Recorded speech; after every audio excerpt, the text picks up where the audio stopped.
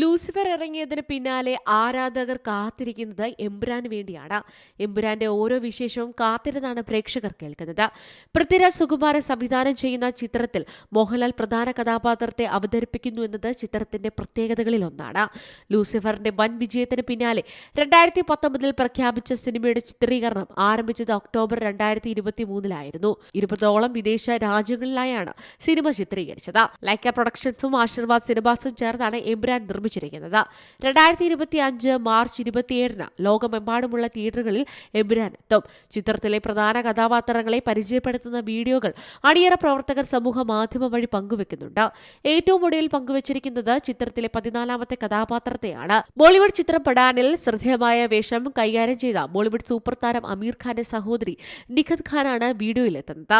എമ്പുരാനിൽ Subhadra Ben എന്ന കഥാപാത്രത്തെയാണ് താൻ അവതരിപ്പിക്കുന്നതെന്നാണ് താരം പറയുന്നത്. ഒരു രാജകുടുംബാംഗമായ സുഭദ്ര വളരെ മനുഷ്യത്വമുള്ള സ്ത്രീയാണെന്നും പലരെയും അവർ സഹായിക്കാറുണ്ടെന്നും എന്നാൽ ചില പകവീട്ടലും നടത്തുന്നതായി നിഖത് പറയുന്നുണ്ട്. പല വിധത്തിലുള്ള ഇമോഷൻസും അഭിനയിക്കേണ്ടതായി വന്നതായി താരം വെളിപ്പെടുത്തുന്നു. പൃഥ്വിരാജിനൊപ്പം പ്രവർത്തിക്കാൻ സാധിച്ചതിലെ സന്തോഷവും താരം പങ്കുവെക്കുന്നുണ്ട്. Entertainment desk Zee Malayalam news. ഏറ്റവും പുതിയ വാർത്തകളും വിശേഷങ്ങളും വിരൽ തുമ്പിലറിയാൻ സി മലയാളം ന്യൂസ് എല്ലാ ഡിജിറ്റൽ പ്ലാറ്റ്ഫോമുകളിലും ലഭ്യം.